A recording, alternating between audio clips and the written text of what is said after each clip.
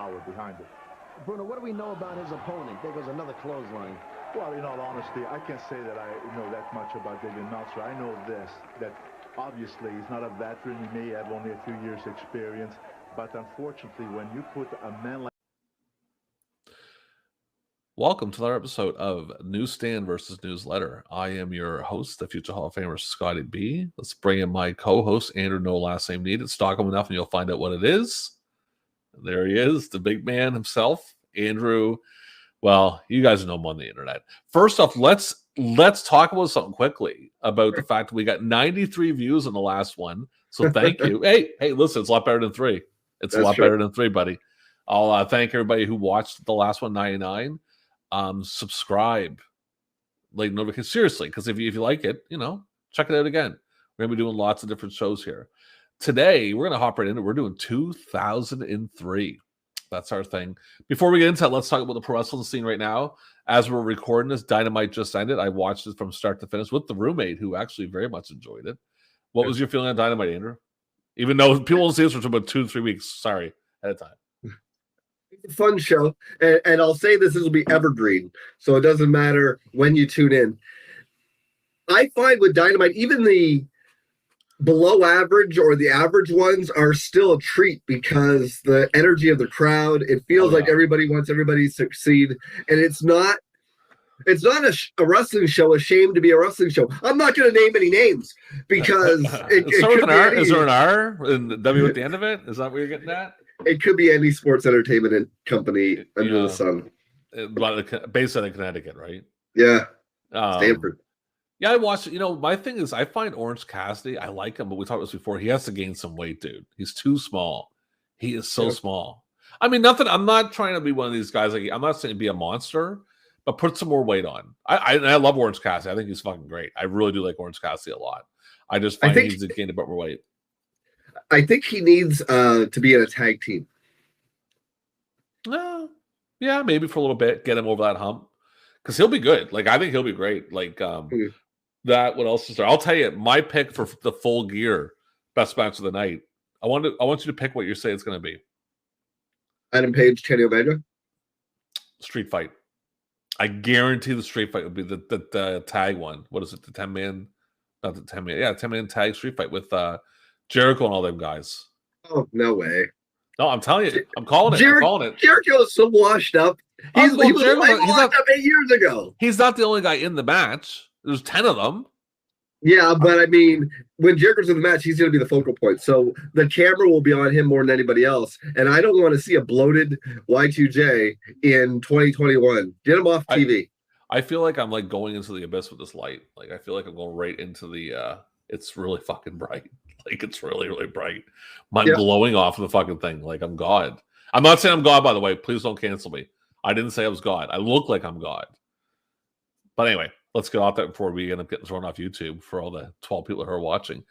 It's 2003. We're going to hop right in. We're going to start with the sports like we always do. The NFL, their draft was on April 26th and 27th, 2003 at the New York City Theater at Madison Square Garden. That's way different than it is now, buddy, because they are a lot different than they are now. Number 1 overall pick, Carson Palmer, the Cincinnati Bengals, which worked out for them pretty well. Ended up going to Oakland for like three games, and then ended up in Arizona. I think it was. That's where I remember him most. I think. But do you remember when he played for Cincinnati in the playoff game? He tore his ACL in like the first quarter in the first game. Like, that's Cincinnati, the worst fucking luck ever of football team. I want you to guess what the best record was. I didn't write it actually down. Was it the Patriots? It was the Patriots 14-2, which makes me sad because I thought it was my Kansas City Chiefs at 13-3 that year. That was the 0-3 one. That was the year they played Indy in the divisional round. It was no punts the whole game. And we lost because that's what we like to do. We like to lose. We like to ruin Scott's life. And P.S., anyone watching this, Andrew, how long have I been a Kansas City Chiefs fan for? 2 years now. Yeah. So he became a fan as soon as they were in the Super Bowl. No, it was right when they won. Yeah, well, because whoever was in the lead, you had the Niners. I changed a lot. I went back. You were flipping. Yeah, I was flipping. Yeah. In all seriousness, I've been a Kansas City Chiefs fan since 1995. So I went through all the hell. and I spent a lot of money, man, on packages and stuff. I'll tell you that right now. So best team we got, it was New England at 14-2. Now the worst team, and I'll give you I'll help you out with this one. The worst teams with an S. Was it the Jets and the Lions? No, there was 3 of them. I don't know. It was New York Giants, Houston? Arizona Cardinals, San Diego Chargers. San Diego got the first pick, and you know what that comes from? That's the draft that they picked up Eli. He didn't want to play for them, so they traded with New York in the middle to switch Eli with Phillip Rivers. So it's a pretty interesting thing. New England beat Carolina in the Super Bowl 32-29. That is not the game. That was Philly when Philly scored late and kicked it out of bounds in the kickoff, and that's how New England ended up winning. I don't remember much about the Carolina thing. I remember the Carolina game, I think, being in Jacksonville. It was a really weird place to put a Super Bowl. And they never went back because who the hell was with Jacksonville? Most valuable player, Mr. Peyton Manning. Coach of the year, Bill Belichick. Jamal Lewis was the offensive player of the year. Ray, the killer Lewis, who never gets talked about for killing people. I know they can't prove it, but everyone knows he did it. Was the defensive player of the year. Offensive rookie, Bolden, Aquan Bolden. Remember him? Aquan Bolden. Yeah. He did just left the league 2 years ago. Yeah. He was in the league forever. Defensive rookie there, Terrell Suggs, who actually left the league too. He was in Kansas City for that Super Bowl win. Comeback player of the year. This is weird. John Kitna for the Cincinnati Bengals. You remember him? He was like a career backup. He backed up in Dallas and stuff. Yeah. Yeah, I remember him in Dallas. He was Aikman's backup, wasn't he? Yeah, really weird. I don't think he was ever good to begin with. Walter Payton Man of the Year award goes to Will Shields for the Kansas City Chiefs, and the Super Bowl MVP was Tom Brady. Now, jumping up to the MLB, best record. I'll give you a hint. It was 2 teams. 2003. Was it Yankees in Seattle? It was the Yankees and the newly crowned World Series champions, the Atlanta Braves. Oh, okay. Which we haven't talked about that. How did you feel about that? Them winning the World Series? That was pretty shocking. I forgot it was even happening. I got an alert on my phone that said Atlanta Braves are the 2021 World Series champs. Like Houston can't get a break, man. Like they cheated and they're never going to get another World. Like, oh, I agree, 100%. Fuck them. Like if you're a Houston fan watching this, sorry, but listen, you cheated, you got caught. You're never going to win a World Series again, and that one you won, no one's ever going to give you credit for it because you cheated. Well, one thing I can say about Houston, and they can always take pride in this, whether it be the Rockets, the Astros, the Oilers, they always had kick-ass uniforms. Well, yeah, I guess, but you fucking cheat to win a World Series. The worst record. Was it the Blue Jays? It was the Detroit Tigers, and this has to be a record. 43 wins, 119 losses. But just remember, the most wins in the season is 118. So they must have. I got to check that. We're going to go into that real quick. Hold on. Worst records in MLB history. Worst record. I'm positive that's perfect right there. Well, that doesn't even count. Like they're saying, like the 1899 Cleveland Spiders won only 20 games, but in the modern era. No, the modern era, this is the worst one ever. So this is considered the modern era. The Philadelphia Athletics won 36 games and lost 117. But anyway, that's a really bad year for the Detroit Tigers. Let's be fucking real about that. And the World Series, I remember this one. Florida beat New York. This is the season that New York walked off against my Boston Red Sox, pissed me right off. And Florida, that's the one with the ball. Remember the ball being caught by the fan in Chicago and they flipped out and tried to kill him? That's the same one. So and the World Series, like the league championship games were so wild and crazy. The World Series was just like, who gives a shit? Like, no one cared. I'm not going to go over that. So NBA, guess the best record and the worst records with an S. Was it the Pistons? No. Was it the Lakers? San Antonio Spurs 60-22. Oh, right. Yeah. Spurs. I always forget about them.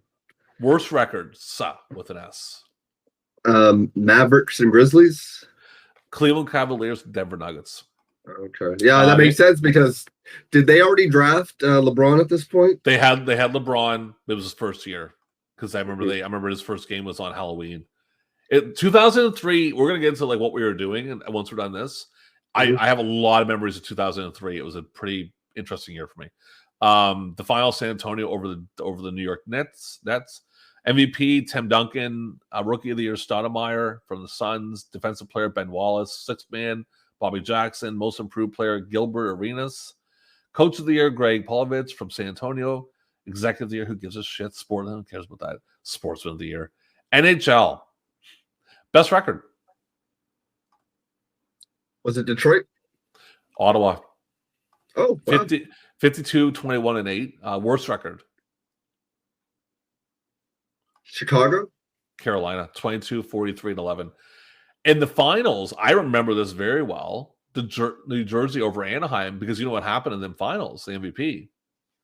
Are you looking at, what year are you looking at? 2002, 2002 going to 03. Yeah, okay. and that was the guy, what was his name? The goaltender for Anaheim got the MVP. Jean-Sebastian Giguère? You remember that playoff series? He just rolled. They rolled over people. And I remember working at it was crazy. They beat Colorado, I think, didn't they? Like in the conference final? And like everyone's like, what the fuck? How'd they beat Colorado? It was crazy. I think that no, Minnesota beat Colorado because they beat Minnesota. Was last season. They beat Minnesota. So yeah, that was pretty cool. I didn't take all the awards here. I just put like the Art Ross, Peter Forsberg, Calder, Barrett Jackman for St. Louis, and I'm a St. Louis guy, I never heard of him. Conn Smythe, Giguère, I just told you that. Yeah, Hart Trophy, Peter Forsberg, Rocket Richard. Oh Jesus, the guy from Colorado, Milene Jack. Is that right? I don't know. Okay. Vezina, Martin Brodeur for the Devils. Yeah, that's that. So that's the sports thing. So 03, let's get into it real quick before we get to the wrestling. Like, what were you doing in 2003? I know because I was hanging out with you a lot then, but still, you can tell the 9 people watching. Well, I was up to no good. I had in 03, I was living on my own, and I had come crawling back to my job after losing the job that I had left my previous job for. I remember that. Yeah. That was fun. And, let me go ahead. I gotta ask you a question, but you go. No, ahead. go ahead. And I don't know if you're cool with sharing the stories. If you're not, I'm gonna have to edit this out. Was this the year that you got caught being a bit of a dirty boy with the girls at the apartment? Was this the same year? Yeah, I don't know if I want to go into that. You don't want to get into that? You don't want to get into that story? You were a young man back then. It's too bad. I was a young man. Maybe another time. 2003. There was a lot of stuff going on, man. I had that place that you were at numerous times, my little party apartment. Remember my party apartment in the north end of the city that we watched WrestleMania 20 at? The one that was real rundown. Adelaide? Yeah. And talk about being in our early 20s, not caring at all. See, I associate that place with you in 04 and 05. I didn't realize you were there in 03 already because I don't think I went over there for any 03 pay-per-views. I don't think I was doing them then. It was more or less, I had the lady friend that we all know that I got a little, let's say, crazy about, which is hilarious looking back at it now. I mean, we were still watching a lot of wrestling then. I remember, but more 04 at your place. We were watching a lot of stuff in 04. Not so much at my place. I remember going to your place to see, was it the 04 Rumble? Might have been, yeah. We did Mania, and then Mania 20, and then the next year, same deal, Rumble and Mania. I remember Mania 20 being a real big deal. Unfortunately, we all know who won in Mania 20, and it kind of kills it now. But at the time, it was pretty awesome. Long pay-per-view. You got very intoxicated that pay-per-view. You took my hat and did an impersonation of me, which you probably don't remember. But I'm a fun sport. I'm a cool sport. I play along. It doesn't bother me. But let's jump into the pro wrestling. 2003. So really, what's going on here? I mean, it's a different landscape. It's WWE. That's it, pretty much, right? Everyone else is done. We're gonna get into some stuff later. Try it at least. And you want to just jump right into the first award? Well, before that, I'd like to get into who PWI thought 2004 should be their year. Now, there's 5 competitors down here. If you can say one of them, I would be incredibly impressed and surprised.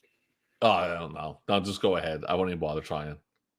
Chris Sabin, Johnny Jeter, Alexis Lurie, who would go on to be Mickey James, Morris, and Sanjay Dutt. And one more thing before we get into the awards, I feel it's only appropriate that I read the in memoriam. Yes, go ahead. Oh my God, this is 03. We're going to be here for a week. So Okay, okay. so My cat.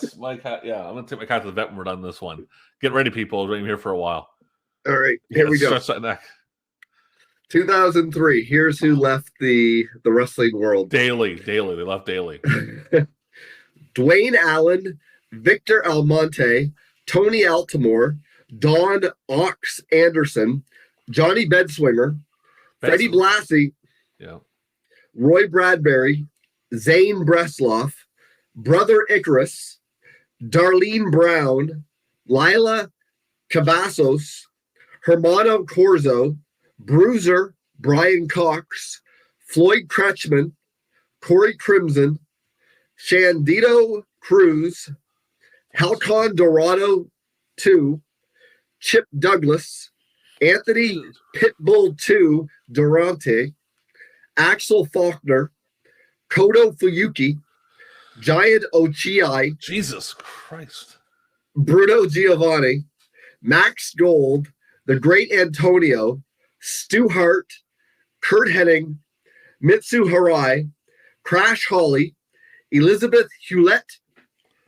Dick Hutton, Dan Bullwhip Johnson, Buzz Jones, Les Kellett, Steve Logan, Malice, also known as The Wall, El Maton, Ray Mendoza, Moondog Spot, Nato Morishita, Jackie Nicholas, Sonny Reinhardt, Road Warrior Hawk, Joey Rossi, Stanley Sarbanek, The Sheik, Sailor Art Thomas, Matt the Gladiator Vershine, Don Vitelli, Boris Volkov, Kurt von Poppenheim, Dan Walker, Kent Walton, and Michiaki Yoshinamura. that is a lot. That was like at least 3 to 4 minutes. That's a lot of people, man.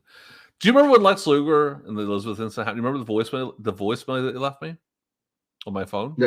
No. You don't remember that? No, tell me about that. Okay, so I come home from doing something. I don't know what it was. Yep. This is really before smartphones. I see, and I had a home phone, and my home phone has some fun messages on it. And I look, and it's got the blank. Like, I pick it up and I check it. This is the message I get from you. Elizabeth's dead. They think Luger killed her. Call me back. I was just like, what the fuck is this? And I remember all the pertinent information in there. That's it. I was just like, Elizabeth's dead. I think Luger killed her. Call me back. And I was just like blown away. Like, what are you talking about? I remember that being like, what? And because we to the viewers watching, we have a demented, sick thing that we want to tell each other who died. Like, we want to be the one to break it to each other. And before we get into the awards, not to sound too morbid, I want to pick the biggest thing. I know the biggest one I told you was the Warrior. Ultimate Warrior? Yeah, I think because I remember it came on Facebook, like, and I got it like right when it hit, and then I called you and said that he died. I don't know. For me, I think you know. Go ahead. Oh, I was just saying. I think I told you Piper and Dusty. Yes, you did tell me. I was working at the time, and I remember the job I had. I sold cell phones, and at the time, you sell cell phones, so you're constantly doing this one. Even when, like, I remember I was showing a customer my phone. I was like, oh, and then I seen Roddy Piper, and I'm like, holy Jesus, like. Yeah. But anyway, enough of the morbid stuff. Let's get off the morbid stuff. That's a crazy list. So we're gonna start out with. Let's go my format here real quick. We're gonna start with Rookie of the Year, and if you want to go first, you are welcome to. Do you have a guess? It's tough for 03, man. It really is, because I don't know. I don't, because if I guess, I'm probably gonna guess who I have, and then it's gonna give it away. So you just tell me who it is. Well, you suggest one of your runners-up or honorable mentions. Okay, let me take a look. Here. I'm gonna go with Zach Gowen. That is 100% correct. Yeah, oh man, one for me, baby. That's my second runner-up, by the way. And it's funny because this year, I don't know if this is the first year that they did this, or it's certainly the first year since we've been doing this show where I've noticed this. Zach Gowen won it with 32% of the vote. They don't give an exact number. First runner-up is Sylvain Grenier with 17%. Yeah. Second runner-up is Trinity with 14%. And third runner-up is Matt Morgan with 9%. And honorable mentions, which add up to 28%, include Jonah Adelman, Bane, Matt Capitelli, John Hennigan, Mark Magnus, and Bob Sapp. Okay. Well, that's good. It's understandable. I mean, and for a guy who had one leg, give him credit. He had a pretty decent little run there, right? You know, I'm not making fun of everyone leg, but he did do decent. Okay, so I want you to guess mine.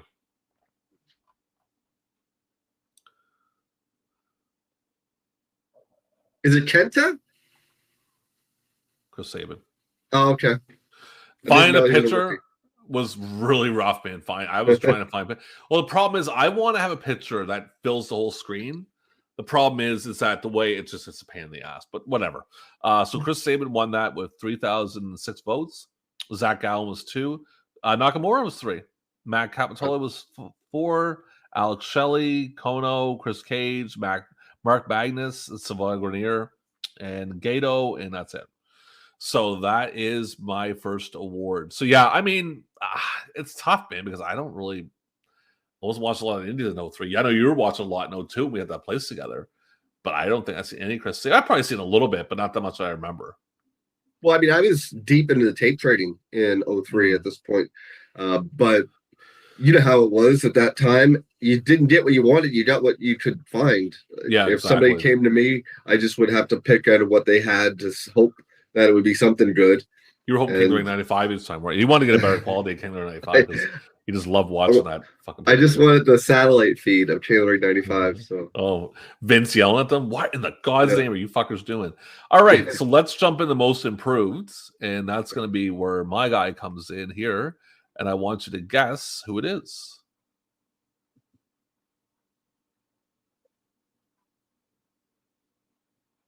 Thank you. Oh, yeah, that's fine.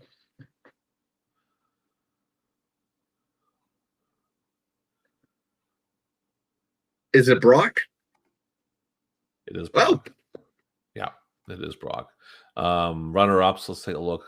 John Cena, Trish Stratus, Sheldon Benjamin, Charlie Haas, Kenta, Randy Orton, AJ Styles, Eli Skipper, and Chris Harris. And then there's a shit ton of honorable mentions I won't get into. So for yours, I'm guessing the same thing. I'm going to go with Brock also. Actually, Mr. John Cena. You know, let's get into that real quickly. Cena in 03 as a heel was really kick-ass, man. Like, it's what put him on the map. Oh, man. Like, his rapping when he was a heel. You remember the Detroit rap he did? I should have grabbed that. I never even thought of it. Grabbed that audio when he just rips him apart. Cena was great in 03. Really played. Cena's 03 is responsible for his entire career. Yeah. Well, yeah. I mean, because he was going to get cut.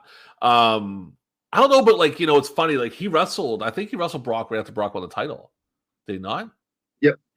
And you kind of look at that and go, what? That's a weird matchup. But yeah, he really did good as a heel. Definitely saved his career. I would go ahead.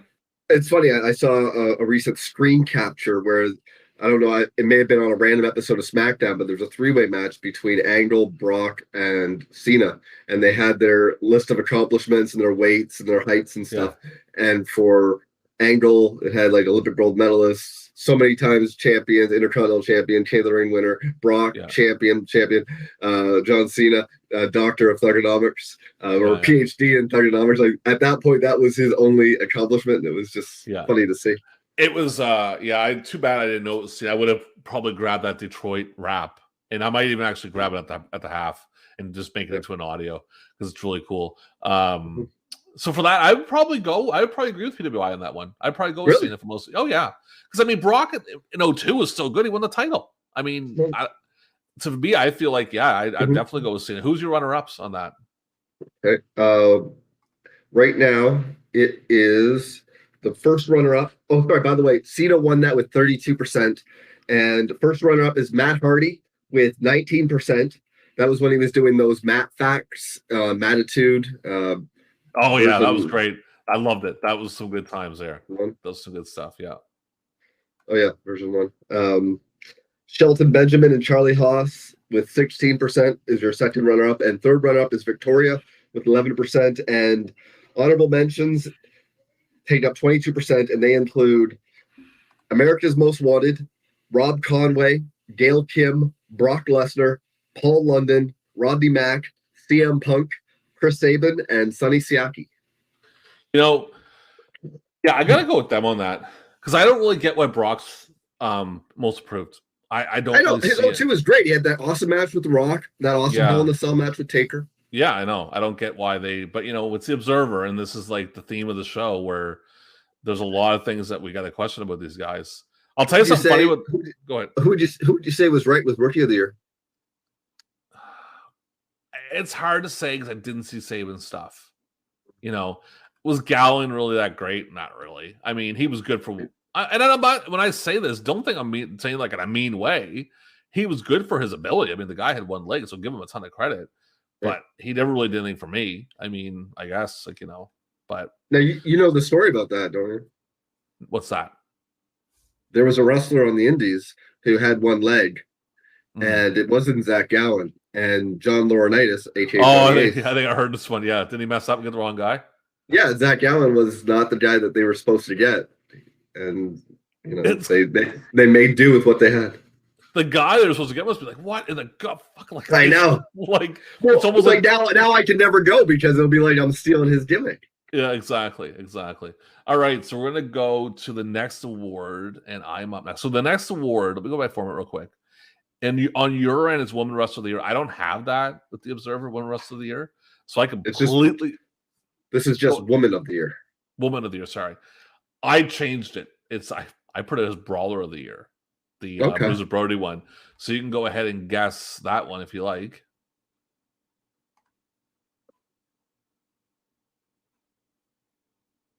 Is that Abyss? Brock. Oh, Brock. Yeah, that makes sense. They love Brock in 03, man. They're a big fan of Brock. So, yeah. So basically with Brock, let me go into the main awards. Let's see here. Bruiser Brody awards. We have Brock, Raven, Benoit, Takayama, Homicide, Samoa Joe, Tanaka, Taker, and Steve Corino. So I guess, you know, yeah, it is what it is. But and who do you think won Woman of the Year? It's Trish Stratus. It was Trish Stratus. Oh man, I'm guessing like a motherfucker. Hang on a second here. I'm trying to do Woman of the Year with 36%. First runner up, Stephanie McMahon with 29%. Second runner up, Victoria with 11%. Third runner up, Tori Wilson with 10%. And honorable mentions, which add up to 14%, include Dawn Marie, Jackie Gata, Molly Holly, Jazz, Stacy Keebler, Gail Kim, Alexis Lurie, Linda McMahon, Lydia, I know, Sable, Shaniqua, and Trinity. Linda. Yeah, Linda's a little silly. But I mean, she was involved in that stuff, so I guess we can go with that one. Throwing away your votes. Pardon me? It's taking your vote and throwing it away. Yeah, I mean, but I don't think anyone actually voted for that. So, but maybe they did. I don't know. Like, there's some mark out there who loved Linda for some reason. I don't know. So the next one is also something that I don't have. It's the most popular wrestler of the year. What did I change it to? Oh, I technically have it, but it's different. It's like most charismatic. So, but either way, your most popular wrestler of the year. 03. That's a tough one.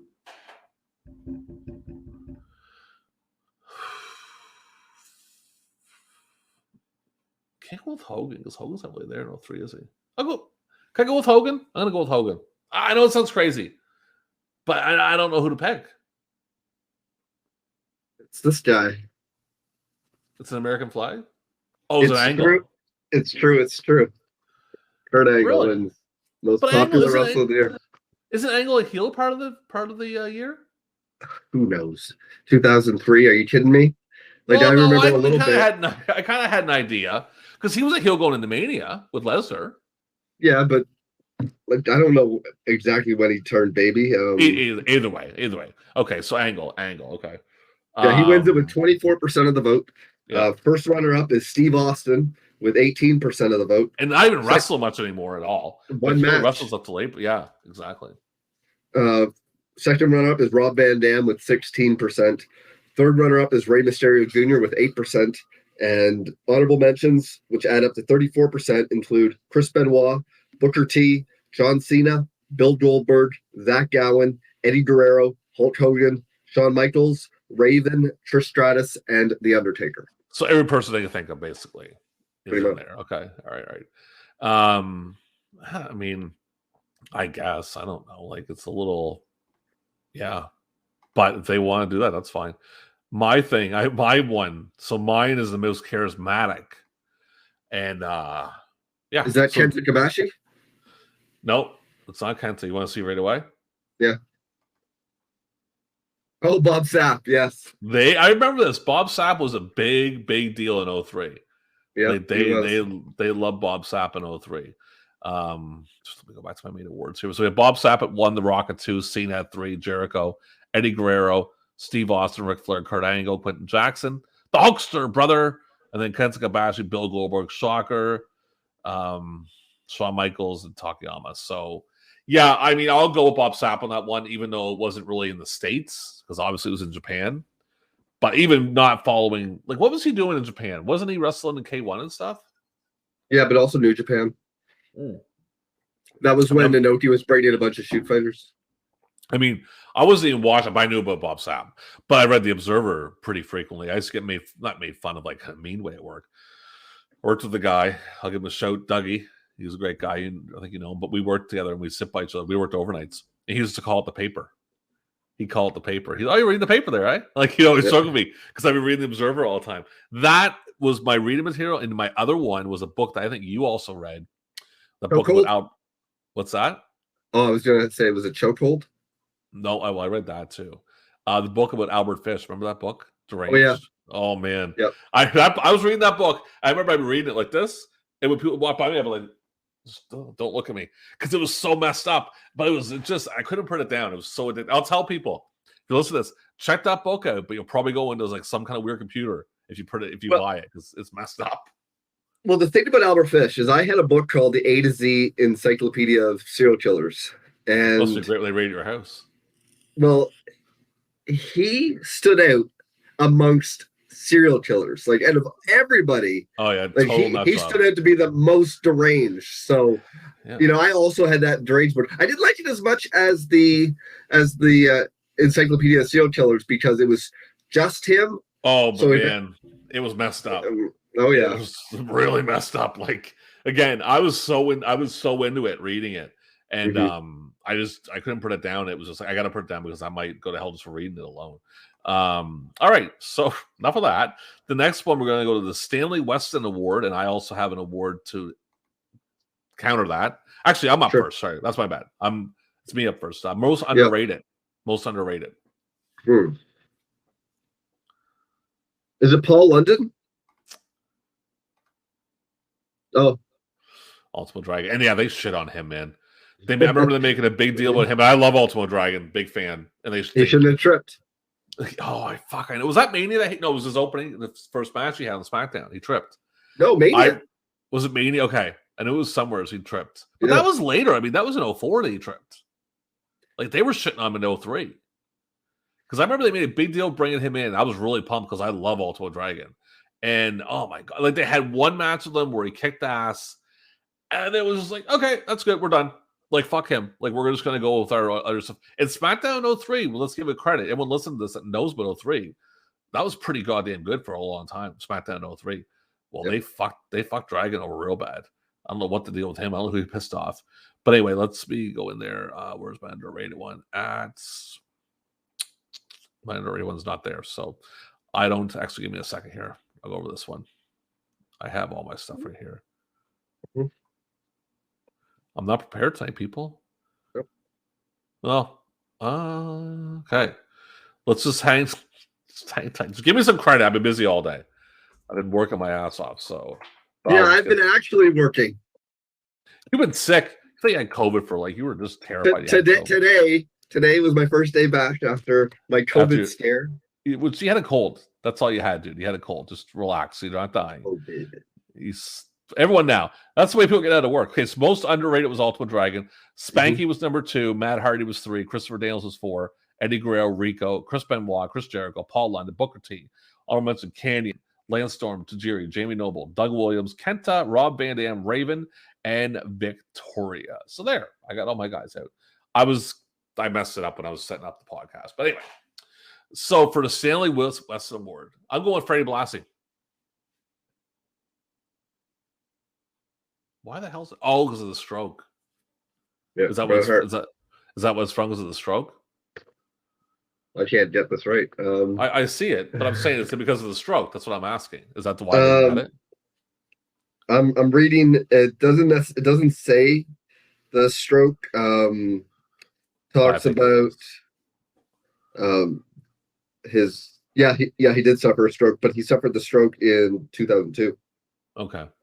So I think it's a combination of Stu dying and just like a lifetime achievement award for the Hitman. Yeah, not bad. Makes sense. I can go with that. That's pretty reasonable. Let's see here. And now we have one more left before we hit halftime, and this fucking fly will fuck off. We have Feud of the Year. Okay. Yeah. So we're gonna I'd like to get a nice one out of the way there before we hit halftime.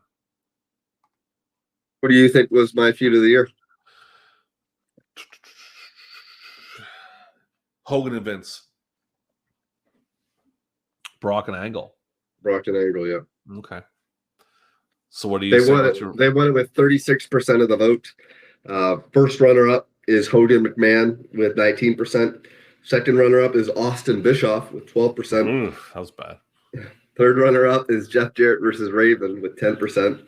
And honorable mentions include Kurt Angle versus Chris Benoit, The Big Show versus Brock Lesnar, Booker T versus Christian, Booker T versus Triple H, Bill Goldberg versus Triple H, Triple H versus Kevin Nash. Oh, God, come on. Jesus, that's awful. Chris Jericho versus Shawn Michaels, Kane versus Shane McMahon, Stephanie McMahon versus Vince McMahon, CM Punk versus Raven, and Scott Steiner versus Test. I will say this. Big Show and Lesnar wasn't bad. They actually had a pretty decent feud together. The superplex that broke the ring. Lesnar brought a lot of the Big Show. He actually had some decent matches with them. And Lesnar and Angle was really good, too. So guess mine. Is it Masawa Kobashi? Oh, okay.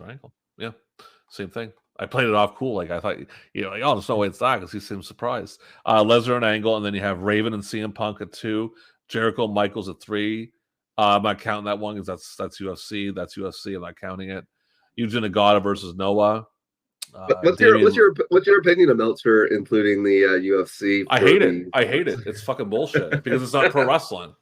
It's not pro wrestling to the point that when I did these awards, we do the secondary awards, they had shoot fighter of the year in and shoot match. I took it out because it's not pro wrestling. I'm surprised like Red Sox versus Yankees or Bruins versus Canadians or, Packers versus Bears weren't included amongst feuds of the year. You might as well. Because it's fucking. Yeah. I despise it. I gotta get that sports thing out of there. Hold on a second here. Lakers versus Celtics feud of the year. It's so stupid. Jeff Jarrett, Raven, Guerrero's against Haas and Benjamin, Angle and Benoit, and there's a bunch of different ones. Like Pride versus UFC. That's not fucking pro wrestling, man. Wrestling Observer, not wrestling / mixed martial arts Observer. So that shit pisses me off. And I don't like it. But regardless, we're both going to agree because both ones got nominated. So that's where we're at. Where we're hitting at halftime. This is, and I'm going to tell the people watch this, hopefully all 110 of you. So hopefully we get more than the last time. We were going to do a thing with if WCW and ECW was still around in 2003. This was not easy because I could not find the contracts for the fucking life of me. And I searched everywhere. And I actually got one kind of up, but I mean, it's just a total fucking mess. It's a really cool thing to check out. It's actually, you've probably seen this before. It's called Pro Wrestling Contracts, WWF, WWE, WCW, and there's a bunch of different ones. But we can kind of try to wing it, just kind of see. Like, this is straight up winging people. We're not writing anything down. We're just going with it, straight conversation. So WCW and ECW are still around. Question to you is this. Is WCW still in Tnt and Tbs? Because that's a big part of it. I'm going to say no. I'm going to say what happens initially when Bischoff takes over is that it becomes syndication. Ooh, like like a Hercules, Xena type thing where they're on WB and all that shit. Yeah, all over the place at odd times everywhere. And you can go on because I have in mind who I think is going to be like some of their main guys. Well, ECW, I just feel like they're gonna be more like just a high indies, like Blood Punk, Raven, stuff like Raven will still be there because he won't last. He doesn't last to be anyway. Punk, Danielson, like will be there. Almost like Ring of Honor. ECW would be like, I'd say a little bit higher than Ring of Honor because of just the fact that they've been on pay-per-view national TV. Yeah, I think that it would be kind of like TNA, where they would be exclusively on pay-per-view. They wouldn't even have a TV thing. They would just be doing pay-per-views either weekly or bi-weekly. Oh, that fucking weekly thing was so stupid. I think they would do I think they'd still just have hardcore TV on New York and different places like in syndication like WCW would. And they would still be fine. I mean, the fact that, let's be real about ECW. I mean, people can praise Paul Heyman until they're blue in the face, but Paul Heyman is a shady, shady human being who did not pay them boys shit when he was out doing fucking vacations and signing contracts with WWE behind everybody's back. So let's be honest about it right now. Is Heyman even still running it? Probably not. I can see I can see Corgan taking it, like Corgan buying it, like Corgan ended up buying it away later. I could see him buying it then. And 03, Smashing Pumpkins, I don't think they're doing much of anything. Really, I think they're already broken up at that point. But ECW, I see it more being like really like they're still the hardcore stuff, but more based on like just wrestling, like big wrestling company, less angle. Well, less angle. I mean, the problem with ECW was, man, you watch their, it's like, bam, here's your first thing. It's like you're on a lot of cocaine and crackers and watch it all at once. Well, the problem was when you have so much, it's hard to retain anything. Mm-hmm. Like you could finish the show and someone would ask you what happened, and you'd be forgetting it as you're telling it. Even tonight with the Cody match, like the Dynamite, that was brutal. Like all that shit at the end. Like I was like, come on, man. Like what the fuck, Cody? And I don't like Cody, but it doesn't mean shit about Cody at the end. Go ahead. I have a theory. Oh, okay, let's hear it. I know what they're going to be doing. Well, I should say I know. I thought Anderson was going to turn heel. I was convinced he was going to turn heel when Blanchard came in. I think that's coming. I think what's going to happen is that you've got Andrade, you've got FTR, you've got Malachi Black, and Malachi was talking to Tony in his promo. Okay. Because I think what's going to happen is Cody is going to join up with those guys, and it's going to be Cody's crew. Because he felt that he's the one responsible for AEW, and now he's kind of been pushed off to the side, and he's gonna it'll be like a Vince McMahon type thing. I'll inject the World Wrestling Federation with poison. Okay. Instead of the NWO, it'll be like, dark guys and FTR. All right, so back to the other part we were talking about, which is fine to veer off a little bit. WCW, you can kind of what are you thinking for WCW? Like, what are you looking at in 03? Where are they at? What's happening? Like the whole 9 yards. I'm thinking that if WCW doesn't close down, then WWF just keeps going the way it would go. And I don't know if Ohio Valley Wrestling becomes a thing if WCW is still in play. I think that it still exists, but I don't think it becomes a developmental of WWF. And I think WWF keeps poaching guys from ECW, WCW. And I think that in WCW, you would see the Giant return and also Mark Henry. Guys that got sent down to OVW, I could see being released all together just so that they could free up space for whoever that they're getting from WCW. So you see the Giant, you read my mind. I was going to ask you, who goes where type of thing, right? The Giant, I think Sting's still there because Sting would just always be... Oh, he's not going to leave. No, he'll retire there. I mean, even now, with Sting being WWE, that's a thing of that's like something small. That'll be later on, in 30 years when we're long gone. Well, we shouldn't be, but we will be. Kids be like, you remember Sting? You know what WWE wants? That'd be kind of the thing. It was always WCW, and then AEW afterwards. So yeah. It'd be interesting. I mean, I was always interested by the whole idea of they were going to do the big bang in May of 01 and what was going to happen there. Bischoff come back and Hogan was not far behind. You definitely know Hogan was not far behind. Bischoff comes back and owns it. Unfortunately, but I mean, and you know how Hogan is. God, put the young guys over, but he won't do it. I mean, honestly, let's veer back real quickly here. Okay. Mm-hmm. And I'll defend Hogan. Him putting Billy Kidman over was fucking stupid. That was not a guy that was at that level. He was not even, the guy was not at that level at that point. It's like you're taking a guy, and I'm not against obviously young guys, but you're taking a guy who was doing nothing, and then all of a sudden you're main eventing them right away. Like, you can't do that. You got to build them up a little bit. But Russo's a fucking idiot. Go ahead. Yeah, Russo doesn't grasp professional wrestling nearly as much as he thinks he does. He's a guy that, you know, when he watches wrestling, he watches and sees something completely different than what I see. You know, he's just seeing goofiness. That's all he retains. That's what his sticking point is, bro. I don't have time for Russo and his ideas. He's an idiot. But anyway, so we're at that. That's basically, I can see WCW, like, you know, syndication. It's tough, but it can work. It probably, I mean, if they're still around in 03, they've been around for 2 years. Well, but, you know.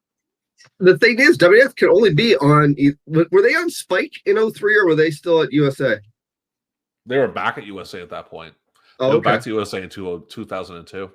Okay, so they're in USA and also UPN. Is that what had? Yeah. Okay, so UPN, yeah. So they only have 2 channels. So there's a lot of other channels, and they're always looking for content. So WCW, for as poorly run as they were the last few years of their existence, they still had a name, and I could see it's kind of like how AWA wound up on ESPN. One of the executives saw Sergeant Slaughter, knew of him, and it was like, we got to get Sergeant Slaughter. He's the biggest star. And you know, I could see if Hogan's involved or Flair's involved, you're going to have an old codger who has been, you know, not following the month-to-month professional wrestling scene, but sees names that they're familiar with. And when it's time for the new fall season, they bring them out, and then they get canceled by November, and then they're Well, I mean, let's be real. And before we end the segment, we'll both do our opinions, because everyone has their opinion why WCW went under. I personally believe it's because Jamie Keller just canceled TV. That was it. It was done. I mean, if he didn't cancel TV on TBS and TNT, it was just stupid, because they were still getting better ratings than most shows on there. It wouldn't have been done. Bischoff would have got it, and it would have. Yeah, but it was the money that they were burning. Like, you see how much money WCW lost from. Let's go take a look at the exact figure. Oh my God, like, whether it be paying for Kiss or whether it be running these shows like Hog Wild and stuff with no gate receipts to show for it. I don't want to get into it. Are you ready? Okay, before we go to the next award, I want you to guess, because I have it in front of me. I want you to guess how much money they lost in 2000. $56 million. Yeah, no. 62.3, and they were on track to lose $80 million. Like, this is the 2000? 2000. In 1998, they made $30 million in profits. In 2 years. In 2 fucking years. And I mean, let's be honest. And it's so obvious. Like, if you were watching at the time, you saw it coming a mile away, except for the people in charge. And that's why Bischoff, for all that you love about him, he sits there and he criticizes Tony Khan. He's always going on about things AEW is doing wrong. It's like, motherfucker, where's your wrestling show? Sounds like jealousy to me. That sounds like jealousy to me. It sounds like, well, maybe he didn't burn through fucking money. But in Bischoff's defense, he wasn't there for the whole thing in 2000. I mean, that was a lot of fucking Russo dudes. But regardless, he would have been there if he knew what he was doing. True. Oh, regardless. Okay, so that's that's our halftime part of the situation. Let's jump right back into the awards. We're going to start out again with Tag Team of the Year. Okay. And I'm going to be the one to give this one up. So give me a quick second here. Sure. And here we are. Oh no, that's not the fucking right picture. God damn it. Sorry. It was Kabashi and Marufuji. You mean Kenta? That's what they put. Hold on a second here. Because the picture you showed was I got the wrong picture. That was my bad. Yeah, that was my bad. I got the wrong picture. But anyway, that's who it was. Marufuji and Kabashi. And for the runner-ups, we have Sheldon Benson, Charlie Haas, Eddie and Chavo Guerrero, Ultimo Guerrero and Ray Bucnero, Chris Harrison, James Storm, Juice and Liger and Kanemoto, Christopher Daniels, Low King and Elix Skipper. That's a 6-man. That's a 3-man tight. That's bullshit. That's triple X. Kenta Kobashi and Honda, Akiyama and Saito, Juice and they misspelled it. They called it Juice and Eager when it's supposed to be Liger. Mirohama, Atani and Tanaka, Dudley Boys, which I know the Marks love them, and Mark and Jay Briscoe are my other guys up there. So, and who do you think won it for the PWI? The Dudley Boys.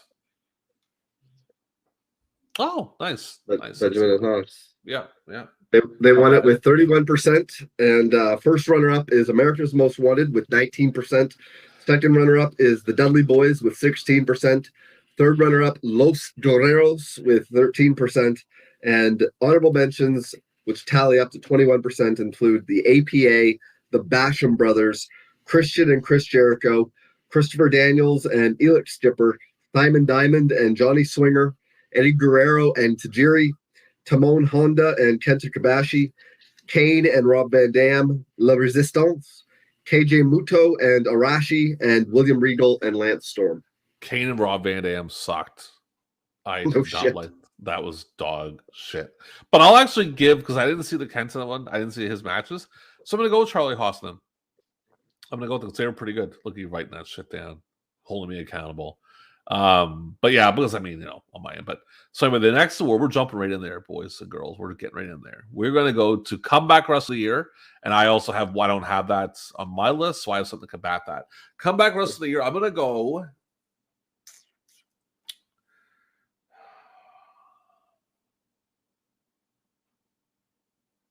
trying to think, 03.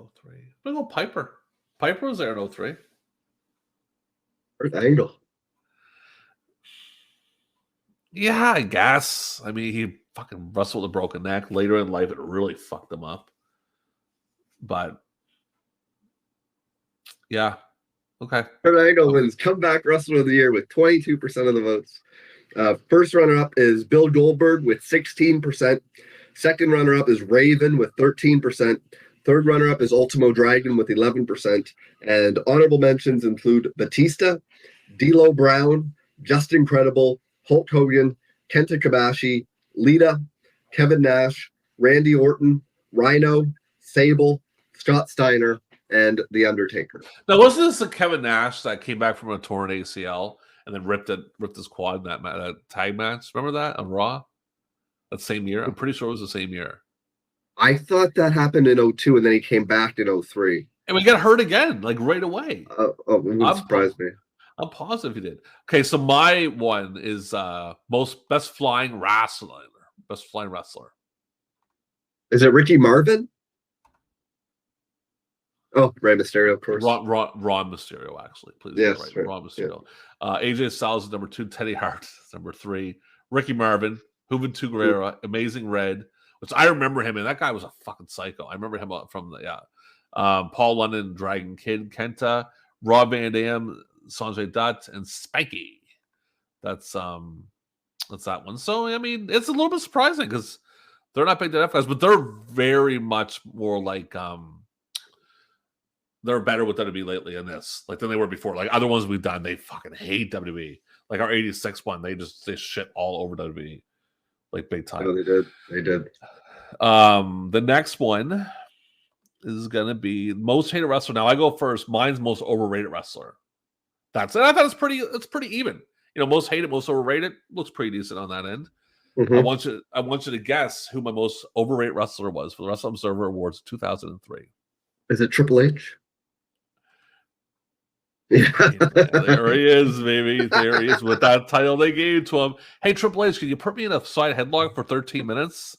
And I want you to wrestle like Harley Race, but you can't wrestle like Harley Race because you're a fucking bum. Yeah. And again, we talked pre-production. I like to talk all big, like pre-production. Yeah. How he's in one of my favorite matches of all time. Yeah. With Cactus. But I mean, it doesn't make up for all of the other stuff. Like I don't know what type of match it would have to be to make up for that career and to make up for just the never-ending burials of far more interesting wrestlers. Yeah. And his 4 Horsemen ripoffs and shit like that, like just greatest faction of all time. Well, he's in 2 of the greatest factions of all time. So. And like Flair will go on live TV and cry. Oh, I love him so much. Put that thing away, Flair, and get off the airplane, you sick bastard. But anyway, so that's the most. I'm going to give you the most overrated. Number 2 is Jeff Jarrett. Number 3 is Big Show. Number 4 is Undertaker. Number 5 is Kevin Nash. Number 6 is A-Train. Remember him. Shane McMahon's number 7. Nathan Jones, Bill Goldberg, Kane, Homicide, Bob Sapp, Rob Van Dam, and the Hulkster is in the honorable mention section. Most hated for you. I'm gonna. That's again. It's tough, man. 03. I don't know much about 03. It's fucking horrible. Keep in mind, it's PWI as well. I know, but I can't. And a lot of times their readers will go against like the World Wrestling Federation and will seek places, like seek wrestlers outside. Like, for example, DDP winning most hated in '99. Jeff Jarrett. I'll go with Jeff Jarrett. It's actually Triple H. Oh, well, so you fucking dick. You just totally screwed me up there. Yeah. I mean, again, this is so bad. And I mean, we're watching in 03, dude. We're not watching. Like, now, I can't tell you fucking shit what's going on right now. But we're watching in 03. I should know this stuff. But I was drinking some alcohol beverages and doing I wasn't watching the week-to-week television in 03. I would much rather watch my tapes of other stuff. Yeah. I mean, but anyway, keep going with that. Triple H. And Triple H wins it with 41% of well-earned votes. Yeah. First runner-up is Kane with 19%. Second runner-up is Vince McMahon with 17%. And third runner-up is Test with 8%. Man, he was... that's crazy. I know. Honorable mentions add up to 15%, and they include A-Train, The Big Show, Eric Bischoff, Christian, Shane Douglas, Jeff Jarrett, Chris. We are going with Match of the Year. I'm going to guess Kurt Angle and Brock Lesnar for you, WrestleMania. It does. Yeah. Is that what it was? Yeah. Okay. Yep. I figured that's what it is. I remember watching that match at a bar in our hometown of St. John, New Brunswick, Canada. And I'll say something with that Mania. That's a guilty pleasure for me. Mania 19. I like it. That shouldn't be guilty. It's a good card. I remember watching it. Two things about that show. I watched it at Smoothies with a bunch of guys. Excuse me. You know the guys. Hey, like, this is Rob Van Dam's cousin. Shit like that. You know, that bullshit. But I'll tell you something. It was a lot of fun. Place was packed. And two things with that match I remember. Or that card. I remember a lot of it. But Vince coming up with the lead pipe in the Hogan match, smiling. Place went crazy. Like, place went nuts. And it's a fun time when you're watching a lot of people. And when Lesnar missed the shooting star press and almost died. And don't forget about Trips taking forever to make the pin on Booker. I don't remember much about that match, I'll be honest. I was probably outside smoking. Well, the Triple H match, you know.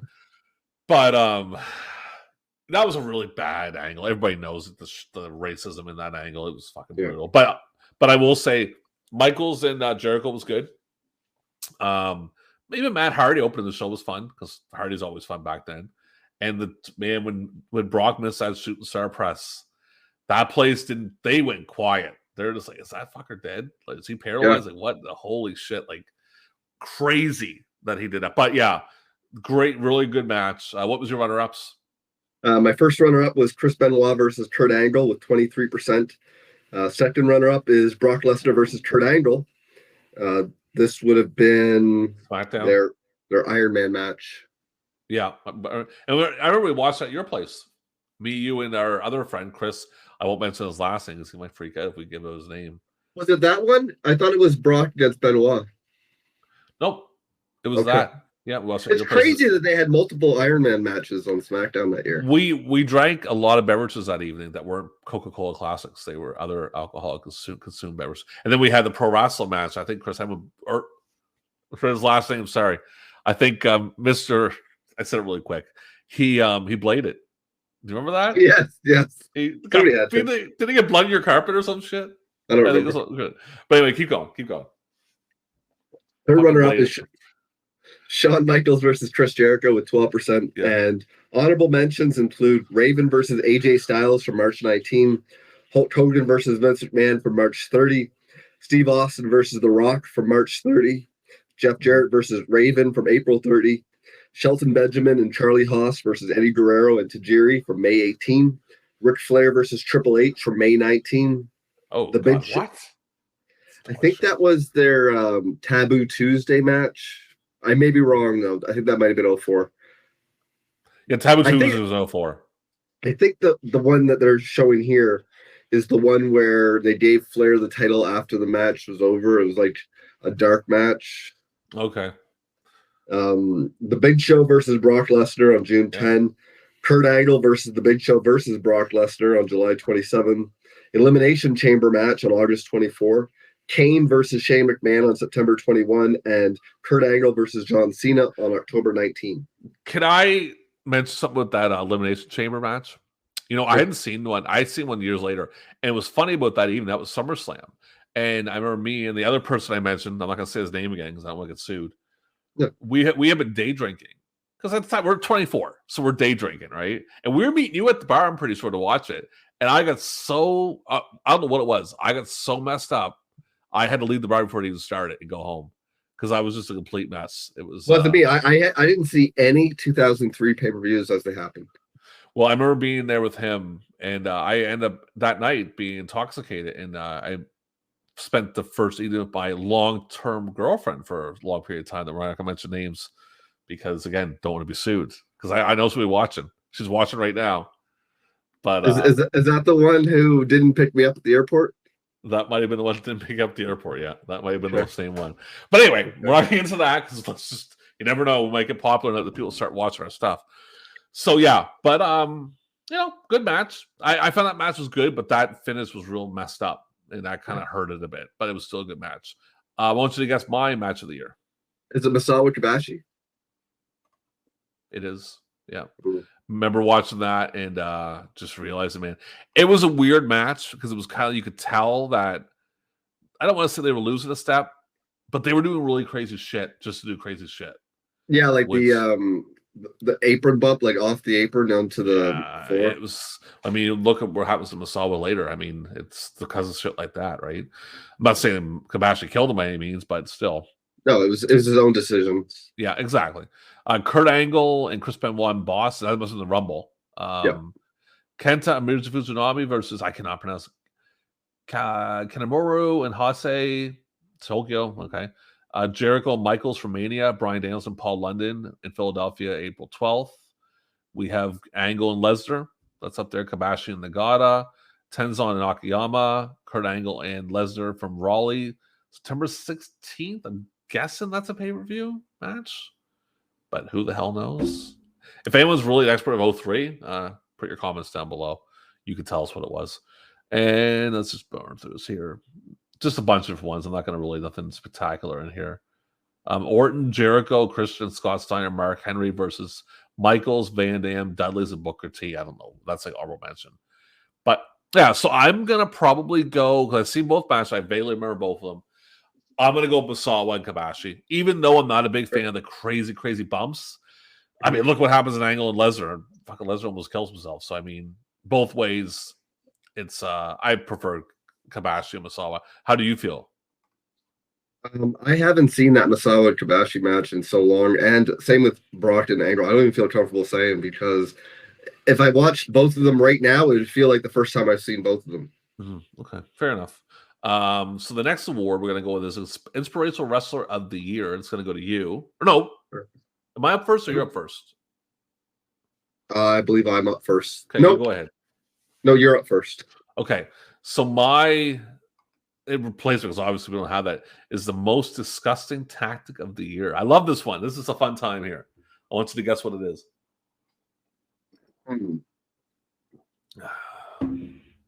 I honestly have no clue because I don't remember much about this year. I'm gonna throw it up, and then like it's kind of funny, but here. Oh, just the McMahons in general on TV, like all over the TV. Yeah, that's what they're saying. McMahon's all over TV. I'll give you a couple more here. Let's see. So the runner-ups is that IWA using the Invader. So obviously due to the fact that he killed Brody. I mean, everyone knows that. Al Wilson's death. That was just kind of hokey. Yeah. No one really worried about that. WWE not acknowledging Crash Holly's death. Kane's limo crash. WWE exploiting the war and doing a French heel angle. Again, French heel angle. Who cares? Like, I don't think anyone's offended by that. I mean, we live in Canada. We don't care. TNA using Lex Luger. I don't know what the big deal with that is. I mean, I get the whole. Yeah, but I mean, whatever. I mean, they found out he wasn't responsible for her dying. She's a grown woman. She decided to take drugs. So that's on her. WWE exploiting Zach Gowen. That's not really that. This one, I'll actually put this as the top one. This should be top one. WWE handling of Elizabeth's death. That's the top one. When they did that confidential thing with the 911 call, that should be number one. Because that when did she die? It was either March or May. Let me take a quick look here. I think it was March. Yeah, there's no excuse. Because I thought if it was at the end of the year, it May would make 1st, sense 03. for that. Yeah, May 1st. Yeah. Could've No, went. that was real dirty what they did. Like they were making Luger. It's one thing not to like him, whatever, because we all know Luger back then wasn't likable. I mean, Luger's a lot different now, you can tell. But to put that on TV, that's just dirty shit. Eddie Guerrero's spraying fake crap on the Big Show. Honorable mentions: Vince and Stephanie feud. Stephanie claiming Vince hoarded her out as a teenager. I don't remember that. Do you remember this?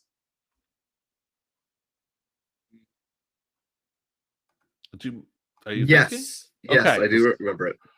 Oh, I don't remember it at the time, but somebody on Twitter had posted, man, W03 was just wild, and posted that clip.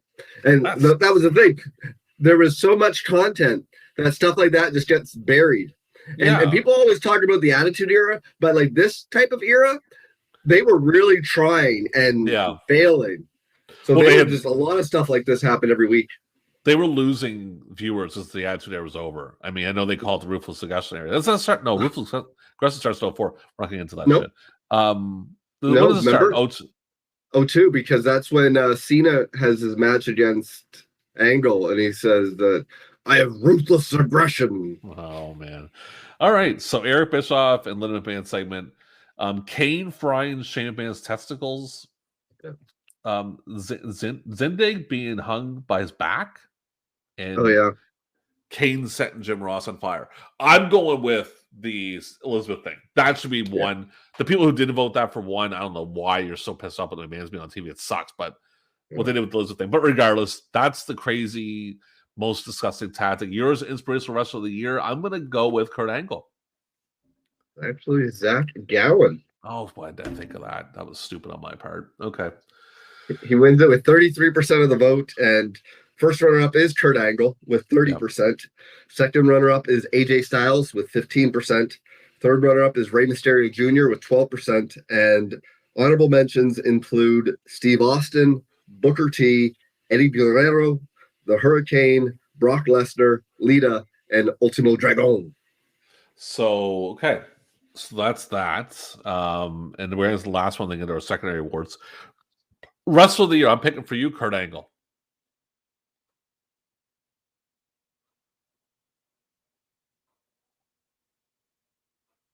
Like I just like going, what are you fucking doing? I had to get to it. Okay. It is indeed Kurt Angle. Yeah, Kurt Angle. Kurt Angle, 5 awards in this PWI. Well, he was the man. They loved him in PWI. Wrestler, most popular, match of the year, feud of the year, and comeback wrestler of the year. Crazy. Yeah. He wins it with 34% of the vote. First runner-up is Brock Lesnar with 30%. Second runner-up is Triple H with 18%. Third runner-up is AJ Styles with 9%. And honorable mentions include The Big Show, Bill Goldberg, Jeff Jarrett, Chris Jericho, KJ Muto, and The Undertaker. I mean, yeah, I know, but we're gonna guess who mine is, and then we'll debate. Is it Angle? Oh, Kabashi. Yeah, makes sense. Kabashi, yeah. So Kabashi, well, now this is a Lou Thez Ric Flair award. Kurt Angle's at 2. The next 3 doesn't count. Number 4 is Brock Lesnar. 5 doesn't count. Number 6 is Yuji Nagata. Number 7 is Takayama. Eddie Guerrero's at 8. Bob Sapp's at 9. 10 doesn't count. Benoit, Jericho, Akiyama, Shawn Michaels, Tenzon, and the next one doesn't count. Because I'm guessing that Randy Couture, the last time I looked, isn't a pro fucking wrestler. So why is he in a goddamn? Why is he in that fucking category? At first, when you said doesn't count, I thought, is he talking about Benoit? And then you said Benoit, then you said other people didn't count. I thought, is he not counting them because he can't pronounce their names? But then it makes sense. No, it's not that. I'll admit when I can't pronounce names, I don't give a shit. I'll be the first to admit. I don't read Japanese much. But no, I'm not counting shooters. Fuck that. Like, that's bullshit. No, it is. And thankfully, Meltzer, I don't know what he was even thinking. Like, what's he even thinking being in that category? Because they have a Shoot Fighter of the Year award later on, the secondary awards, that P.S. I don't cover because I don't cover shoot fighting. I'm a pro wrestling guy, not fucking UFC. Anyway, regardless, That's that. How about you jump into your secondary awards, and I'm going to bring up our news for the year. Well, I find the secondary awards that the fans write in, they're rarely ever funny. And well, how about you do some predictions then? Let's do some predictions. That's what I was going to do. Yeah. Predictions for 2004. I'm going to do a couple of them because this first guy writes a book here. Actually, no, he doesn't. I just mistook his end. I thought he ended at where the next guy ends. Anyway, NWA TNA will get a national cable deal from TBS when Ted Turner buys Turner Broadcasting from AOL Time Warner. WWE will hire the Johnsons to be Rico and Goldust chariot drivers. Hulk Hogan and Ric Flair will both announce their retirements at WrestleMania 20. No, they won't. They only to announce their comebacks on Raw the next night. Yeah. Sable will reveal on SmackDown that Vince McMahon's genetic jackhammer is really a genetic tack hammer. Sometime around Survivor Series, it will be revealed that Vince McMahon signed control of WWE over to Triple H the day after Hunter wed Stephanie, prompting Shane McMahon to break away from WWE to start his own promotion with Paul Heyman as his creative director. Aliens will search for intelligent life inside political groups such as the PTC and the Lion and the Lamb Project, and none will be found. Rey Mysterio Jr. will win the presidential election while wearing his mask. If Great Sasuke can wear a mask while in political office, he will say, then I can too. Kane will be dropped into a vat of toxic waste and will come out without a single burn. As an April Fool's joke, Vince McMahon will announce that he signed L. Brent Buzzell to be a new head writer, then forced Buzzell to kiss Rikishi's ass. This was Barry Boudreaux from Houma, Louisiana. Oh, Barry. I'm going to do two more. Yeah, that was garbage. But no offense, Barry. That's fucking sucked. So this is the brand extension will continue, but with hardly any signs of pushes for people like Matt Hardy, John Cena, Rhino, Rob Van Dam, Steven Richards, Ultimo Dragon, and so many others that are more talented than half of the main eventers. Triple H will win, lose, then win the Raw title again, all on the same show. The WrestleMania 20 main event will be Triple H versus Vince McMahon in a father-in-law versus son-in-law Iron Man match. Oh my God. Can you imagine? I'm glad we don't live in that timeline. With Stephanie as the guest ring announcer, Linda as the guest timekeeper, and Shane as the special guest referee. WrestleMania will be considered a flop, and Vince won't understand why. That's true. He'd blame it on whatever is on the undercard. The Intercontinental title will be retired again after Booker T wins it, and WWE doesn't know what else to do with it. This will lead to a unification match with him and U.S. champion Chris Benoit. It will be a classic, but will be overshadowed by the Raw title match between Vince and Shane McMahon. Oh my God. Shane will win the Raw title, then hand it over to Triple H, who will hold on to the belt until the end of the year. Booker T will retire soon after, realizing that he'll never make it to the top. Edge will return, but will drop his first match, a loser must leave match against Brock Lesnar. NWA TNA will celebrate its second year with a huge title match. Vince Russo versus Carrot Top for the NWA title. Oh my God, this fucking guy, man. Like, come on. This is ridiculous. Everybody thinks they're a comedian. Yeah. Raven will interfere and finally win the title. A week later, Raven will lose the title to CM Punk. Brock Lesnar and Kurt Angle will trade the SmackDown title throughout the year, with Benoit finally winning it at Survivor Series. Benoit will close the year as the SmackDown champion, leaving everyone with smiles on their faces. I'm really scared when we go to 07 eventually. I'm not looking for no 06, but 06 hits, and we got to look at it in 07. But anyway, keep going. That was from James Bullock of Richmond, Virginia. And let me just say, this is, as Meltzer would often call them, a Mark Mag. Mm-hmm. This is Pro Wrestling Illustrated. This is in WF Magazine. So it's a little higher up now, but it's not the Observer. So it's not as smart as that. These people know CM Punk. These people like CM Punk. Yeah. This is before he stepped foot in a sports entertainment ring. So for the people out there, and there are people out there, Scotty, that say that Punk shouldn't talk any shit about WWE because they put him on the map and they made him. It's just I know. I get the text 3-4 times a day. I'm well aware of your arguments with these people, just like my arguments with football people. So yeah. I'm definitely aware of it. And the last predictions here, we have NWA TNA will improve, but will still be significantly behind WWE. Yeah, maybe. Randy Orton will win the Intercontinental title and make a run at the Raw title, only to lose on numerous occasions. He does win the Intercontinental title in 04. And he wins the world title, too. Yeah. Chris still Benoit sucks. Still sucks, by the way. Still sucks. Still. Yeah. Chris Benoit will win the SmackDown title and turn heel. John Cena will come close to winning the SmackDown title as a babyface many times. Rob Van Dam will still not get pushed and will leave.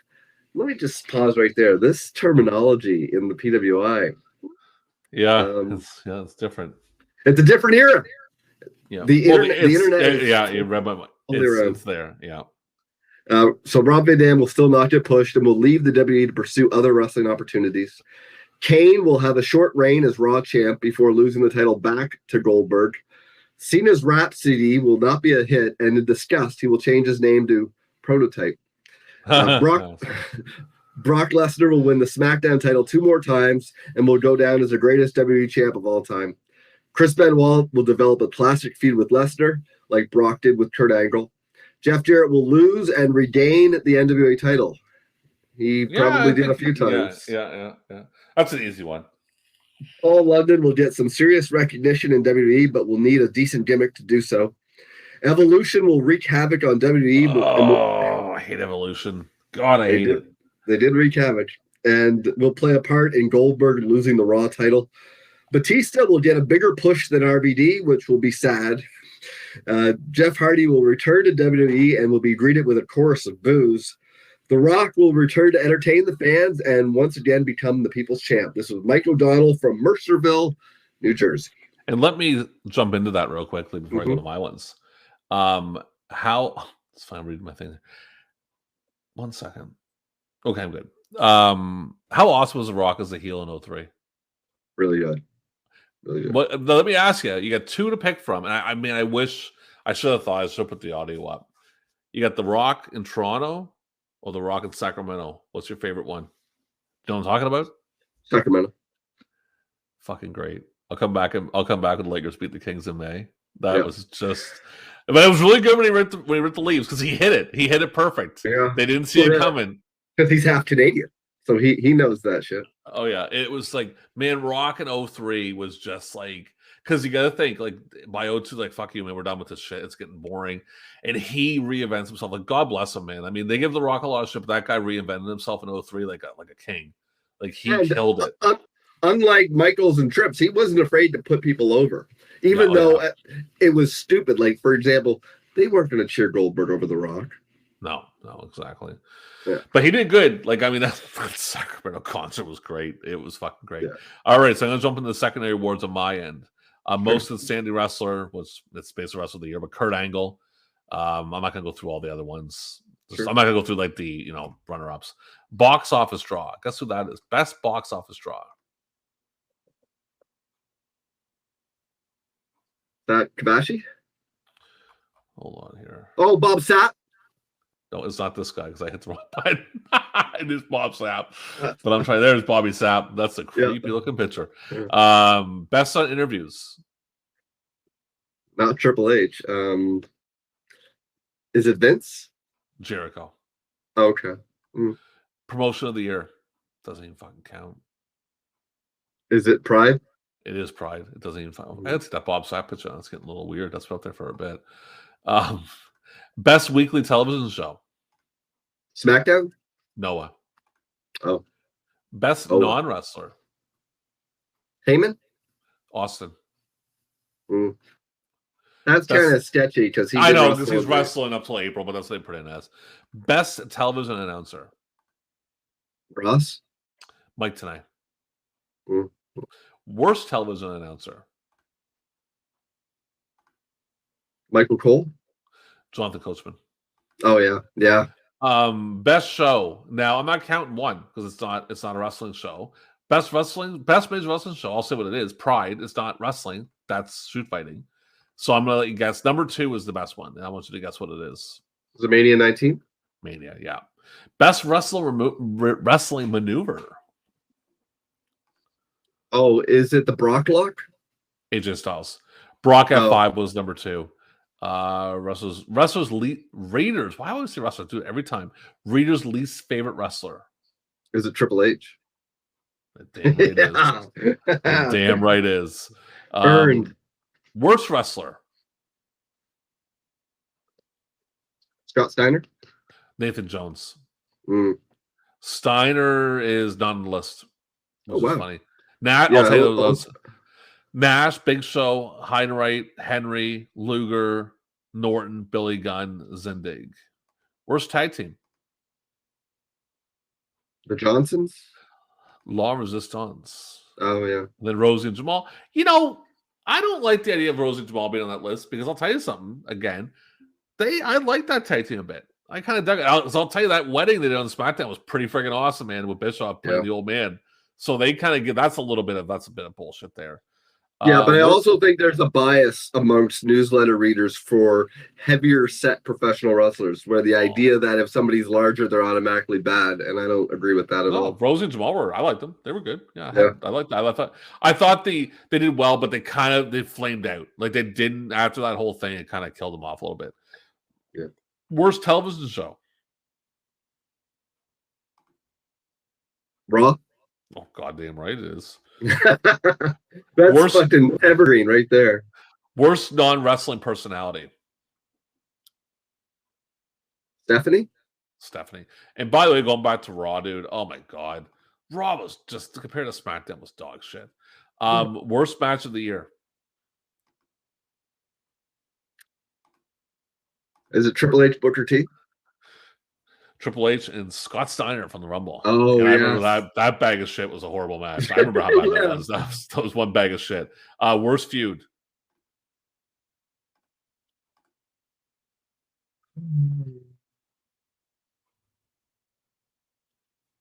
Is it Test against Scott Steiner? Shane and Kane. Oh, yeah. Shane and Kane. Worst on interviews. Kane? Stephanie. We're getting close here, kids. Worst promotion. CZW? World Japan. Then Combat Zone, XPW, WWE, All Japan, AAA, NWA, TNA, New Japan, IW Mid-South, IW Puerto Rico, and Memphis Championship Wrestling. Best Booker.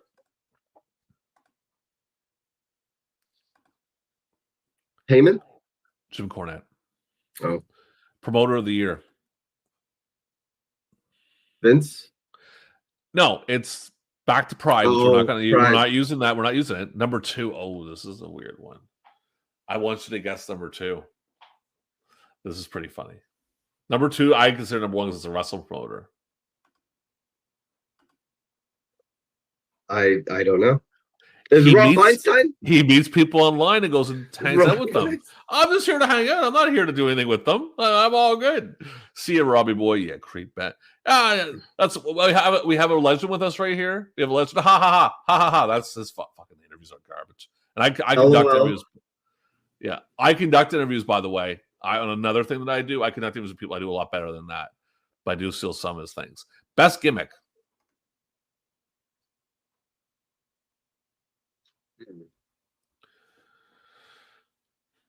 I have no clue. What is it? I don't know. John Cena rapping. Oh, yeah. Yeah, that makes sense. Yeah. Worst gimmick. Which I think is kind of harsh.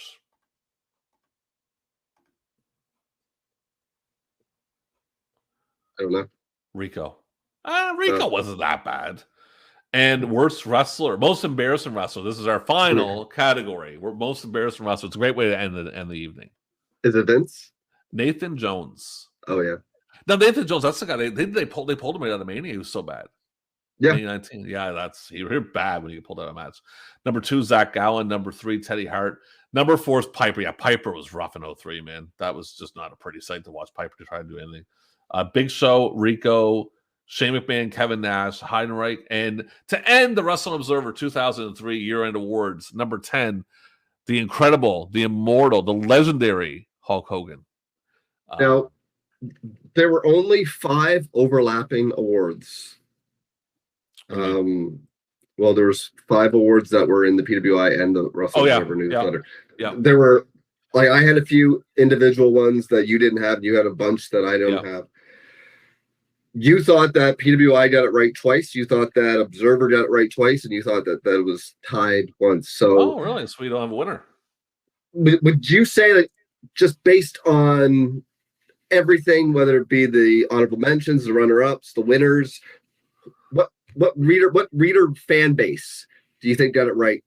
Was it PWI? Because Observer can kiss my ass with this fucking shoot fight and stuff. Oh yeah, I mean that's just ridiculous that that's happening, and the fact that nobody, I don't know if no one had any balls to step up to Meltzer and tell him, like, dude, if you want to do a shoot fight thing, all the power to you. I mean, the thing is, people would vote with their subscriptions, and he said that if he got rid of the MMA, he would lose more subscriptions than the people that said that they would actually stop subscribing. They said they would, but were they actually ending their subscription? These are the same people who say they won't watch Raw next Monday night, and they fucking do it anyway. Or they're like Kevin Nash said, I'm not going to watch the next pay-per-view until next month.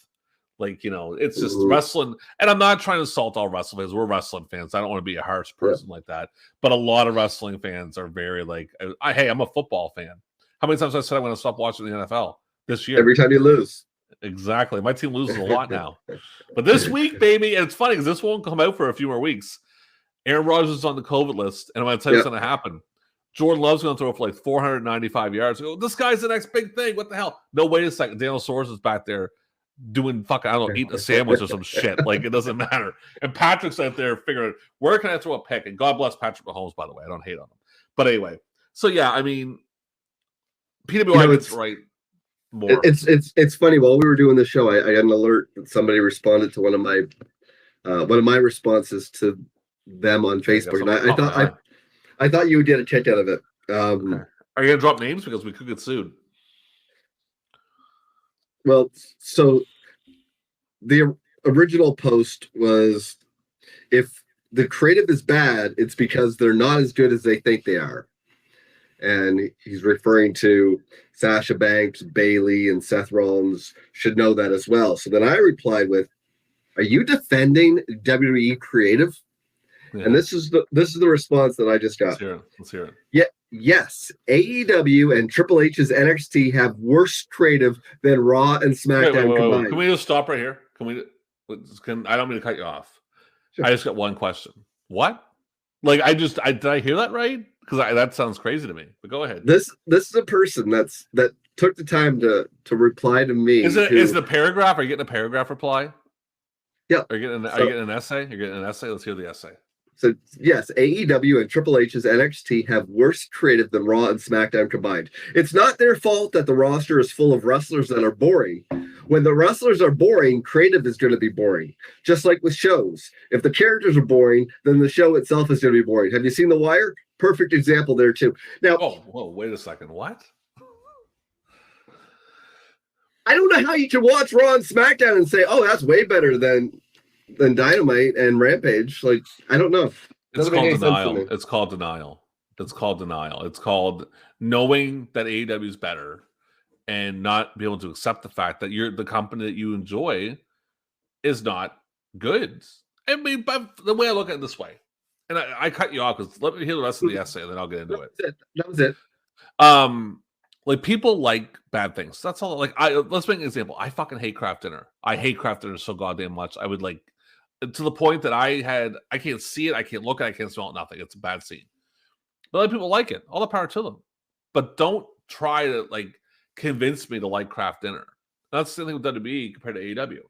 If people like pro wrestling, it's like you're gonna watch it and go, AEW's better. It's just, this is better. Like, anyone watching this, and we got some viewers. Yeah. You would have watched WWE, all the power to you. Like, I'm not judging you for watching that company. You like what you like. But don't try to, and I just lost Andrew. He's gone. Where did he go?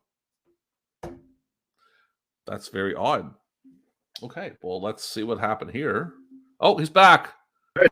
Sorry, I don't know what happened. I was just like, well, I'm in the middle of my rant, and then you're gone. I'm like, all right, that's sure. He likes to be that thing, everybody. That's why he hung up on me.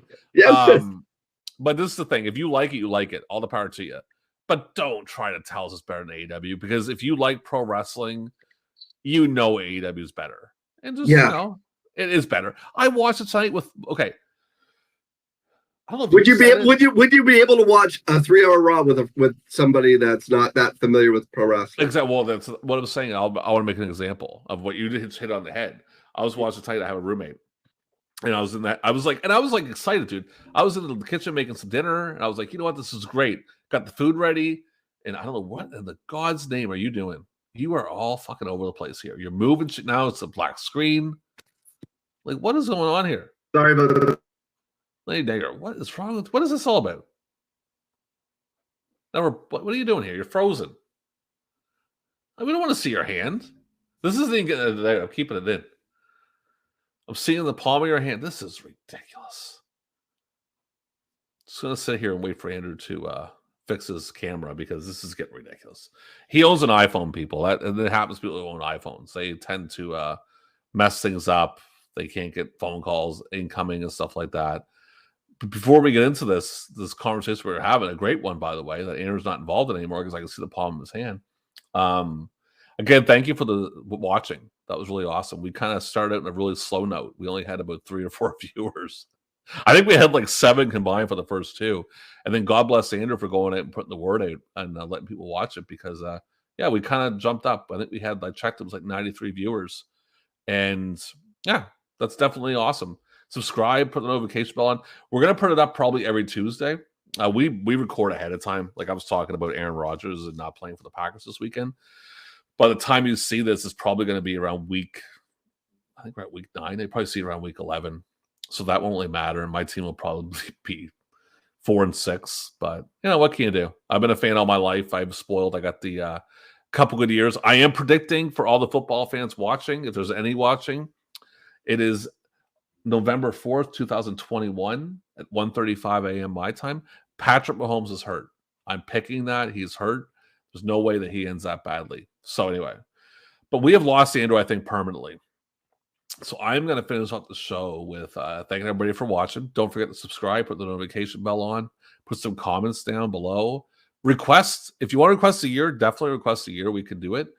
The way it works, mostly Andrew enjoys having the magazines. He's been ordering a lot off of eBay. And another thing, too, if you want to donate towards the show, any magazines, we're willing to take donations. Andrew is, because I do the Observer, so I just do it off the actual internet side itself. But yeah, so don't forget to subscribe, put the notification bell on. We thank you for watching, and we will see you next time on the Newsstand versus Newsletter. Beautiful plaque. Okay, the first one is Billy Jack. Billy Jack was voted by all you fans all over the world as the most improved wrestler of the year, and I'd like to give him the plaque right now. Now, ladies and gentlemen, I'd like to introduce the man who received over 12,000 votes. 12,000 votes as the most popular wrestler of the year. Ladies and gentlemen, here's the plaque, and now here's the man who won it by your choice, the former World Heavyweight Wrestler.